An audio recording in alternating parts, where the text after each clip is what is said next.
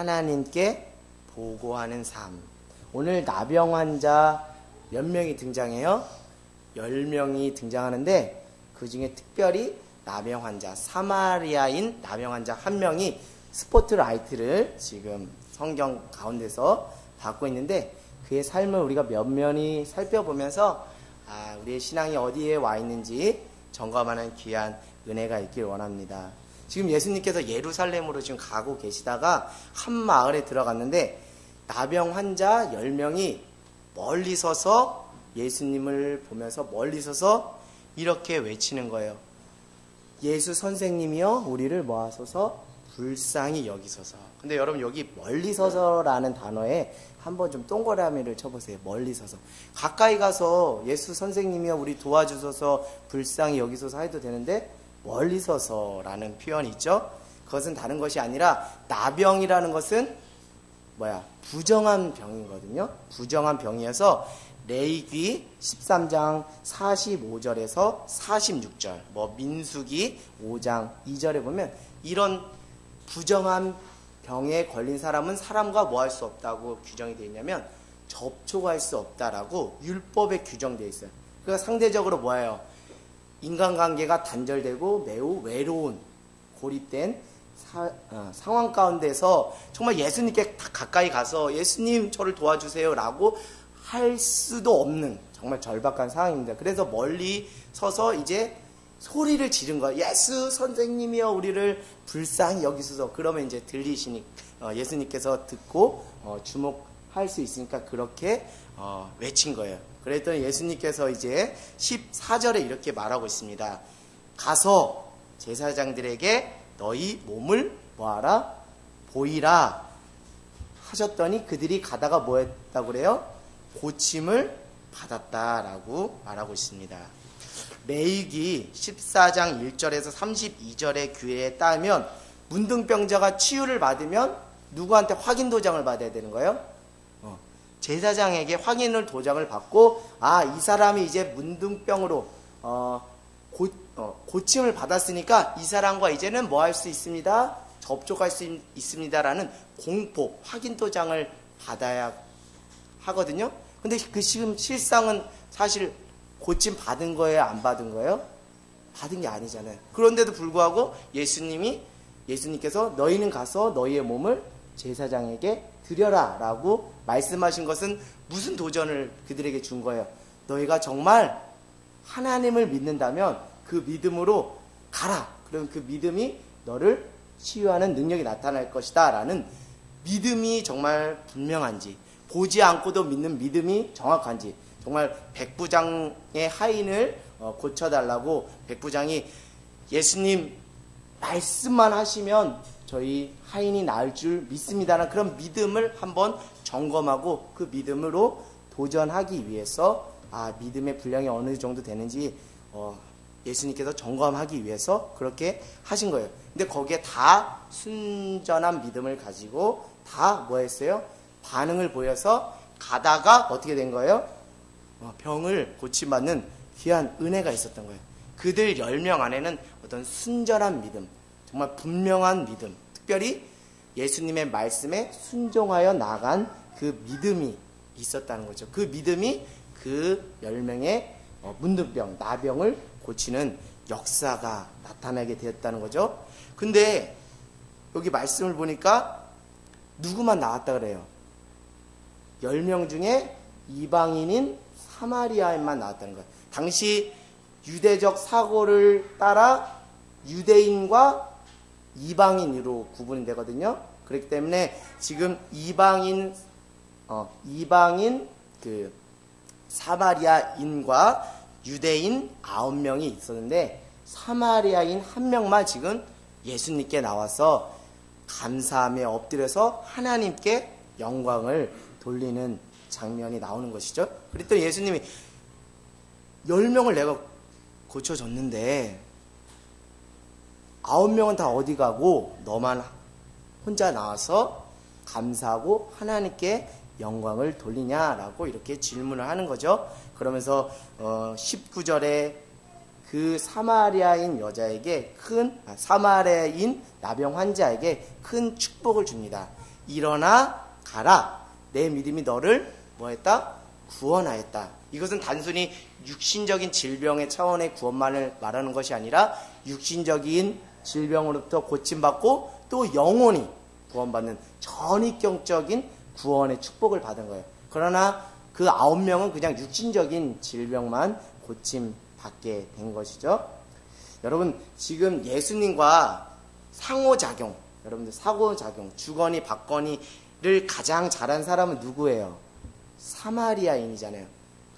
9의 유대인들은 다 고침받고 다 예수님을 찾지 않고 그냥 갈 길로 갔는데, 사마리아인 한 사람만 지금 예수님과 상호작용을 하고 있는 거예요. 여러분, 신앙을 어떻게 생각하세요? 신앙을 어떻게 생각해요? 신앙은 단순한 거예요. 나와 하나님과의 관계 속에서 날마다 주거니 받거니 하는 뭐예요? 상호작용인 거예요. 내가 하나님 앞에 간구하는 그 기도만으로 일방적으로 나가는 것이 아니라, 간구도 하지만 하나님께서 나에게 뭐라고 말씀하시는지 듣기도 하고, 또 하나님이 부어주시는 그 마음을 내 마음에 소유하는, 주거니 받거니 하는 그 상호작용이 신앙 생활의 기본 틀거리가 되는 것이죠. 자, 그런 차원에서 보면 참 신앙생활을 아름답게 한 사람은 사마리아인 한 사람이라고 생각을 하는 거예요. 그래서 결국 신앙생활이라는 것은 나의 필요에 따라 내가 신앙생활을 하는 것이 아니라, 나의 이익을 추구하기 위해서 신앙생활을 하는 것이 아니라 상호작용하는 거예요. 근데 저의 삶을 보더라도, 또 우리의 삶을 보더라도 우리가 신앙생활을 너무 일방적으로 하는 것 같아요. 기도를 봐도 정말 그냥 간구하는 기도만 하는 거예요. 주여 고쳐주세요, 주여 주세요, 주세요, 주세요, 이렇게 간구하는 기도는 하는데, 정작 하나님의 마음을 받고 하나님의 음성을 듣고 하나님의 뜻이 어디 있는지 들으려고 하는 그런 어떤 상호작용의 신앙이 아니고, 그냥 내 필요에 따라 그 하나님을 찾았다가 내가 뭔가 충족이 되면 또 이렇게 하나님을 놔버리는 그런 일방적인 신앙생활을 하는데요. 자, 여러분, 여기서부터 잘 한번 좀 귀 기울여서 좀 들어봐 주시길 바라요. 신앙생활을 내 필요에 따라 일방적으로 하는 그런 스타일이 있다면, 여러분, 그것은 어디로 또 뻗쳐나가느냐면 인간관계로 뻗쳐나간 거예요. 다시 말씀드리면, 나와 하나님의 관계를 일방적인 관계로서 신앙생활을 하는 분들일수록 인간관계조차도 어떻게 한다고요? 일방적인 스타일대로 인간관계를 한다는 거예요. 그래서 내 이익에 따라 사람을 취하기도 하고, 또 사람을 버리기도 하고, 상대방의 입장을 전혀 배려하지 않고 공감하지 않고 내가 주장할 것만 얘기하는 일방적인 인간관계로 간다는 거예요. 그리고 교회에서나 공동체에서 뭔가 어떤 공동체적인 어떤 사명과 그 미션을 가지고 우리가 함께 동역합시다, 함께 협력합시다 라고 어떤 문자라든지 전화 통화를 하면, 상호작용이 안 되는 사람들은 이 문자에 반응을 안 보여요. 그리고 전화를 해도 전화에 반응을 안 보여요. 이거는 어떻게 보면 신앙이기 이전에 일반적인 상식의 차원에서도 이것은 우리가 지켜야 될 예의의 차원인데, 이것까지 얘기한다는 것 자체가 참, 그만큼 우리가 하나님과의 관계도 일방적으로 하는 것이 많고, 그것이 더 나가서는 사람과의 관계 속에서도 너무 일방적인 방향으로 이렇게 신앙 생활, 그리고 인간관계를 맺어가는 것을 볼 수 있습니다. 그런 차원에서 보면 정말 하나님과의 상호작용, 어떻게 보면 예수님, 그 육신의 몸을 입고 예수님 오신 거잖아요. 그럼 어떻게 보면 인간 대 인간으로서도 예수님과 상호작용을 한 것이고, 하나님께 영광을 돌렸기 때문에 하나님과도 상호작용을 한 거예요. 근데 9은 하나님과도 상호작용이 전혀 안 됐고 예수님과도 전혀 상호작용이 되지 않았다는 거예요. 여러분, 신앙은 상호작용입니다. 누구하고요? 하나님과 나하고의 상호작용. 또 하나님 사랑을 내가 힘입어서 사랑과 사랑 간의 상호작용인 거예요. 내 말만 늘어놓는 것이 아니라는 거예요. 하나님의 음성을 듣고 또 상대방의 처지에 내가 귀 기울일 줄 알고 상대방의 그 신음과 고통에 내가 귀 기울일 수 있는 것이 참된 건강한 신앙이라는 거예요. 사람과 사람과의 관계에서도 상호작용이 매우 중요한 거예요. 그래야 상대방의 마음을 고려하고 상대방의 감정을 고려해서 때로는 이렇게 말할 수 있는 거예요. 내가 미안했어 라고 말할 수 있는 거예요. 내가 고맙다 라고 말할 수 있는 거예요. 그러나 고마운 것이 있음에도 불구하고 내가 고마운 은혜를 받았음에도 불구하고 고마워하지 않고 내가 미안한 행동을 했음에도 불구하고 미안한 말을 했음에도 불구하고 미안하다라고 정정당당하게 떳떳하게 얘기하지 않는 어떤 비겁한 인간관계와 비겁한 신앙관을 가지고 살아가는 사람들이 많이 있다는 거예요. 그것을 우리가 오늘 9명을 통해서 우리가 살펴보자는 것이죠. 그냥 그런 겁니다. 툭 하고 말 한마디 던지고 그냥 돌아서는 거예요. 요즘 소위 우리 아이들이 말하는 그 쿨하다는 것이 바로 이런 거예요. 그냥 툭 하고 던지고 그냥 가는 거예요. 근데 그 툭 던진 말에 많은 사람들이 뭐 할 수 있어요? 상처를 받을 수 있어요. 무심코 던진 돌에 개구리는 마저 죽는 거예요. 이것은 하나님이 원하시는 인간관계가 아닙니다. 툭 던지고 가면 안 돼요. 주거니 받거니 하면서 내 부족함도 발견할 수 있어야 되고 상대방의 아픔에도 내가 공감할 수 있는 것이 이게 참된 그리스도인의 모습이라는 것이죠. 이것이 참된 하나님 사랑과 이웃사랑의 본질이라 생각을 합니다. 그것은 다른 것이 아니에요. 늘 내 삶을 누구에게 보고하는 거예요? 하나님께 보고하는 거예요. 하나님, 저 오늘 이렇게 살았거든요. 이런 마음과 감정으로 살았거든요. 하나님, 저 어떻게 하면 좋을까요? 이런 하나님과 대화 속에서 친밀한 인격적 교제 속에서 하나님 앞에 보고하는 거예요. 그리고 하나님의 음성을 듣고 하나님의 마음을 소유하는 그런 상호작용을 할 때 그것이 건강한 하나님과 관계뿐만 아니라 인간관계로 뻗어나가는 거예요.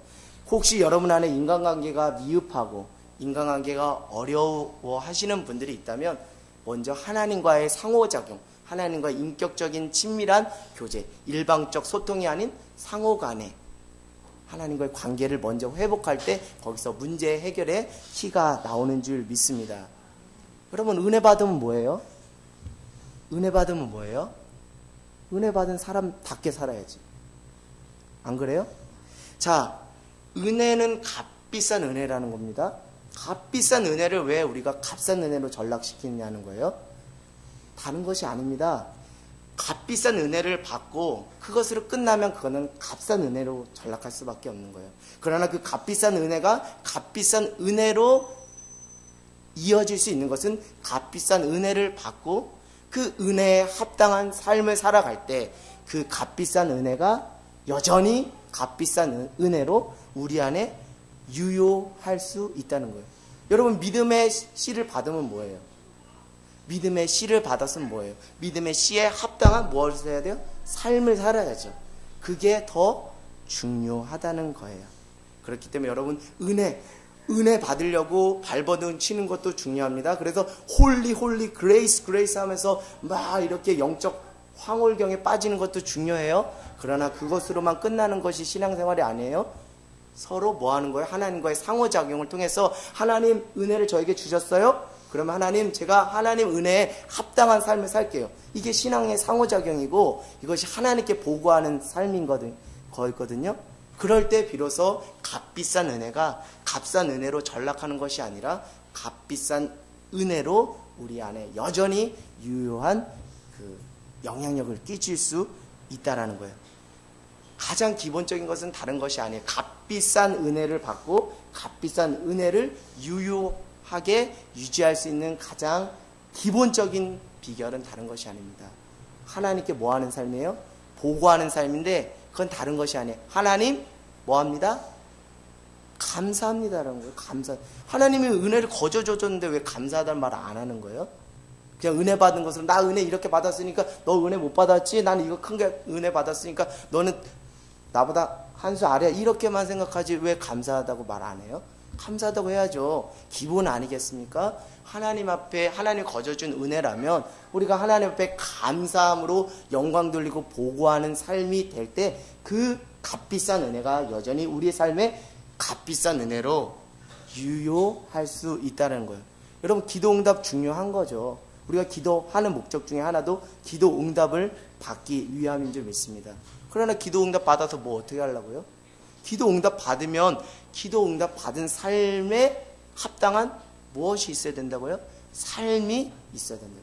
그게 더 중요하다는 거예요. 기도응답만 받고, 여기 9명처럼 기도응답만 받고 그냥 입 닫고 그냥 요즘 세상 말로 먹고 그냥 튀실 거예요? 그건 아닌 거예요. 그건 하나님께서 원하시는 바가 아니고, 그런 패러다임 가운데서 신앙생활 하시는 분들이 있다면 그것은 인간관계에서도 여전히 악순환으로 여겨질 수 있다는 거예요. 여러분, 한 번 받은 그 은혜에 너무 도취되지 마세요. 이제 술은 새 부대에 담을 때가 지금 오지 않았냐 이 말이죠. 날마다 옛날에 받은 그 은혜에 자아도취돼서 그것을 자랑 삼아서 예전에 받은 은혜 그 스스로 자랑하다 보면 결국 우리는 교만에 빠지고 한층 신앙이 성장하고 성숙해 나가지 못하는 그 안타까움을 초래하게 됩니다. 날마다 우리의 삶에 사마리아인처럼 은혜를 받고 돌아와 하나님께 영광 돌리며 보고하는 삶이 될 때 그 은혜는 이제 값비싼 은혜가 되어 은혜 위에 은혜가 더하는, 은혜 위에 은혜가 넘치는 귀한 삶이 될 줄 믿습니다. 그러나 9명은 그 나병 환자, 사마리아인 나병 환자가 그 했던 것처럼 은혜를 받고도 그 은혜를 그냥 값싼 은혜로 전락해 버렸어요. 하나님께 보고하지 않았어요. 하나님과 상호작용하지 않았어요. 가장 기본이 되는 감사를 놓쳐버린 거예요. 그러면 그 은혜는 값비싼 은혜라 할지라도 나 때문에 값싼 은혜로 전락할 수밖에 없는 거예요. 여러분, 좀 더 실감나게 한번 얘기를 해볼까요?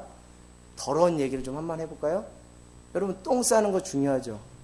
똥 싸는 것만 중요하면 뭐예요? 똥을 싸고 뭐 해야 됩니까? 닦아야 되는 거예요. 이게 바로 이런 거예요, 여러분. 실감이 나시고 정신이 드세요? 신앙생활이 바로 이런 거예요. 은혜 받으면 뭐예요? 은혜 받고 나서 합당한 삶을 살고, 기도 응답이 되면 뭐예요? 기도 응답 받고 그 삶이 더 중요하다는 거예요. 마치 우리가 은혜를 받고도 은혜에 합당한 삶을 살지 않고, 기도 응답을 받고도 기도 응답에 합당한 삶을 살지 않는다면, 오늘 정말 더러운 비유를 들어서 똥을 싸고도 똥을 닦지 않는 것과 뭐가 다르겠어요? 뭐가 다르겠어요? 그건 결국 상호작용하지 않는 사람이 그런 삶의 모습을 보인다는 것이죠. 여러분, 무엇이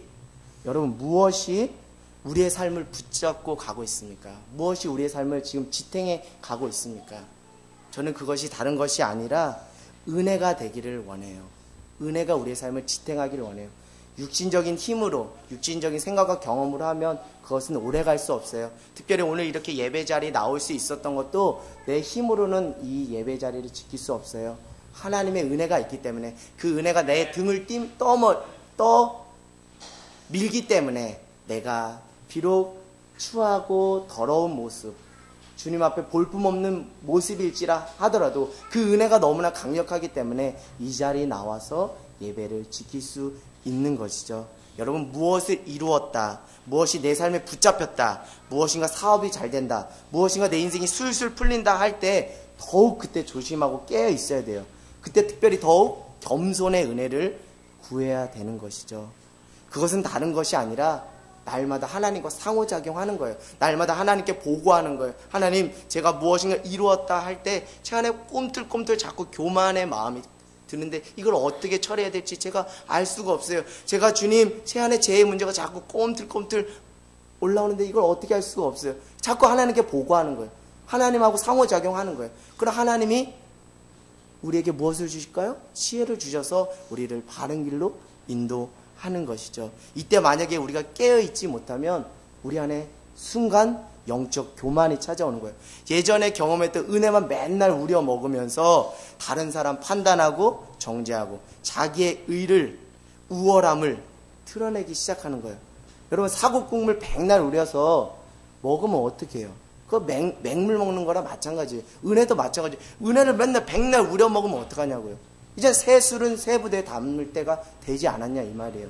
언제까지 그 백날 사골국물 백날 우려먹는 것처럼 언제나 옛날 그 은혜 자아도취돼서 남 평가하고 판단하는 것으로 그것은 하나님과 상호작용하지 않는다는 증거밖에 되지 않거든요. 이제는 우리가 새 수를 새 부대에 담을 때가 된 거예요. 예전에 뭐 선교 단체에서 훈련받은 거 그거 가지고 백날 우려봐야 뭔 소용이 있겠어요. 이제는 새 수는 새 부대에 받는 귀한 은혜가 있기를 원합니다. 여러분을 깨트려서 이제 하나님께 나가는 귀한 은혜가 있기를 원해요. 예전에 경험했던 것이 왜 여러분을 발목을 붙잡느냐는 거예요. 은혜는 여러분을 초월하게 하고 은혜는 여러분을 자유하게 하는데 왜 예전에 받은 그 은혜를 백날 물거 먹으면서 여러분을 왜 옥조이고 다른 사람을 힘들게 하냐는 거예요. 이거는 하나님과 상호작용하지 않는다는 증거고 하나님께 내 삶을 보고하지 않고 내 연약함, 내 수치까지도 드러내지 않는다는 것밖에 되지 않거든요. 여러분 이제는 우리의 부족함이 있더라 할지라도 우리의 연약함이 있다 할지라도 오늘 하나님 오늘 나에게 은혜가 필요해요. 오늘 내가 살아가야 될 때 은혜가 필요해요. 그 은혜를 좀 주세요. 은혜가 아니면 내 안에 있는 죄의 문제 해결할 수 없고 내 안에 있는 영적 교만 해결할 수 없어요. 그러니 주님 은혜 아니면 난 살아갈 수 없어요. 라고 왜 간구하지 않아요? 왜 하나님과 상호작용하지 않아요? 왜 보고하지 않아요? 이제는 그것을 해야 돼요. 그런 자에게 오늘도 하나님께서 새 술은 새 부대에 담는 귀한 은혜가 있는 줄 믿습니다. 여러분 예전에 받은 그 은혜 계속 우려먹으면 결국 그건 선한 영향력으로 나타나지 않아요. 그것은 악독이 가득한 것으로밖에 나오진 않습니다. 여러분이 잘 아시잖아요. 제가 경험해봐서 너무 잘 아는 거예요. 제가 소위 예전에 너무 홀리하게 살아갈 때 그 은혜 자아도취돼서 여러 사람에게 상처 준 모습이 제 안에 있었거든요. 이제 이거 우려먹을 때가 이제는 지났어요. 유통기간이 지났어요. 오늘 그 만나, 오늘 은혜, 오늘의 족하고 또 오늘 부어주실 그 은혜를 매일 같이 우리가 받아 누리며 하나님 오늘도 저는 은혜 없으면 안 됩니다 라고 간절하게 매달리는 귀한 은혜가 있기를 원해요. 그러지 않으면 여러분의 신앙은 한층 자랄 수 없고 여전히 여러분을 옥조이는 것이고 다른 사람들을 한층 성장하고 세워갈 수 없는 것입니다. 이제는 하나님과 상호작용하세요. 기본 상호작용 다른 거 아닙니다. 하나님께 내 삶을 그냥 여과 없이 보고하는 거예요. 그것이 다른 사람들에게 창피고 다른 사람에게 수치일지 모르지만 하나님은 그렇게 판단하지 않아요. 그래 네가 있는 모습 그대로 왔구나. 그래 내가 너를 품는다. 내가 너를 사랑한다. 너는 내 자녀다. 너는 내 아들이다. 너는 내 딸이다 라고 막 하면서 하나님께서 또 오늘 우리에게 가히 상상할 수 없는 은혜를 주시거든요. 이 은혜를 좀 누리면서 신앙생활하는 저와 여러분이 되기를 주님의 이름으로 간절히 기도합니다. 근데 여러분 우리 이거 한번 잘 생각해 보기를 원해요. 왜 9명을 그냥 갔냐는 거예요. 한 명의 사마리아인만 남고 왜 9명은 그냥 갔냐는 거예요. 자, 우리가 한번 이거 잘 찬찬히 뜯어보면 답이 나옵니다. 지금 유대인들은 당시 사회에서 뭐예요? 주류예요. 그러나 사마리아인은 뭐예요? 비주류, 아웃사이더예요. 그래서 유대인들은 사마리아인하고 뭐 하지 않아요? 상종하지 않는데 그 자리를 지금 누가 가신 거예요? 예수님이 가신 거예요. 지금 유대인 9은 육신의 질병, 나병 고쳤으니까 이제 자신에게 걸리는 문제는 없어요. 그러나 지금 사마리아인은 나병을 고쳤음에도 불구하고 여전히 꼬리표처럼 따라다니는 한 수식어가 있어요. 너는 뭐다? 사마리아인이다. 너는 사마리아인이다.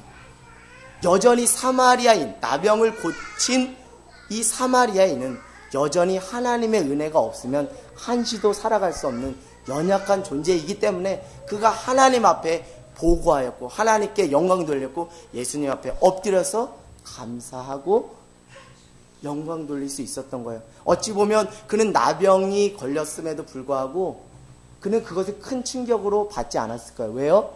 나병이 걸렸든 안 걸렸든 그는 당시 사람들로부터 뭐하는 경험들을 많이 했기 때문에 외면당하고 따돌림당하고 소외되었던 그 경험들이 많기 때문에 나병이 걸린 것이 그게 큰 충격이 아니었을 거예요. 그러나 유대인들은 자기가 나병 걸린 것이 큰 충격이었겠죠. 그래서 그 충격되는 그 문제를 예수님께서 해결해 주셨거든요. 그 해결을 받았으니까 끝나고 더 이상 은혜 없어도 살아갈 수 있을 거라고 착각하며 살았어요. 그러나 사마리아인, 나병 걸린 사마리아인은 나병이 고쳐졌음에도 불구하고 여전히 자기 인생에 따라다니는 사마리아인이라는 그 꼬리표가 있기 때문에 여전히 나는 나병이 고쳐졌음에도 불구하고 하나님의 은혜 아니면 나는 살아갈 수 없는 자입니다 라는 절박한 깨달음이 있었기 때문에 그가 여전히 하나님과 상호작용할 수 있었던 거예요. 그가 예수님께 나와 감사할 수 있었던 거예요. 그가 하나님께 그의 삶을 보고할 수 있었던 거예요. 여러분 그런 겁니다. 여러분 그런 거예요. 여러분 정말 하나님의 은혜 없이도 정말 살 수 있다라고 생각하세요?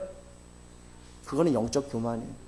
오늘 나병 환자 사마리아인 이 사람의 간절한 심정처럼 우리도 이렇게 주님 앞에 고백했으면 좋겠어요. 주님, 저는 주님의 은혜가 아니면 한시도 살아갈 수 없는 연약한 자 중에 연약한 자입니다. 하나님 주님의 은혜가 아니면 한시도 살아갈 수 없는 죄인 중에 괴수가 바로 나입니다. 그래서 주님, 저는 오늘도 은혜의 보좌 앞으로 담대히 주님 나갑니다.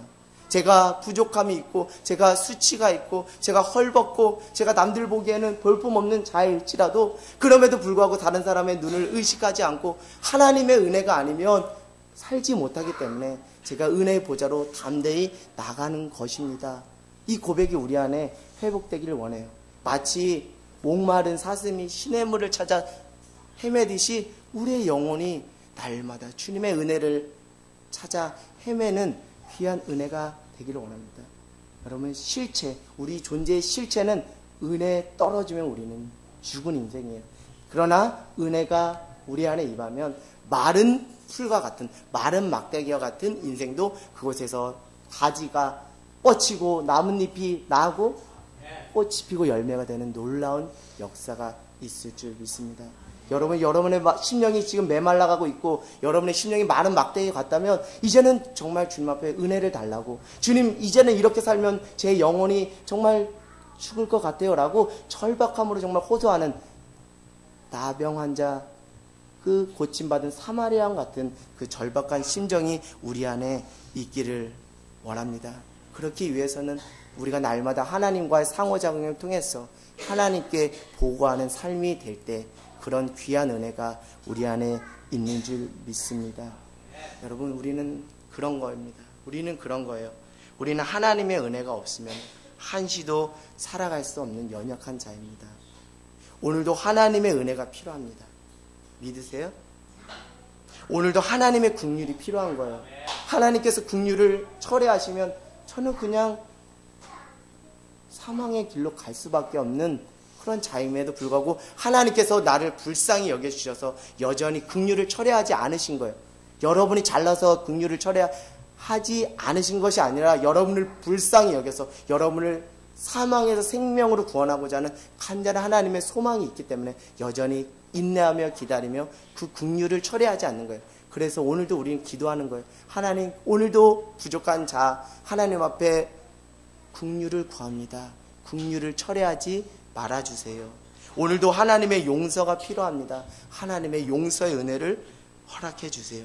이거를 너무나 깊이 누가 깨달은 거예요?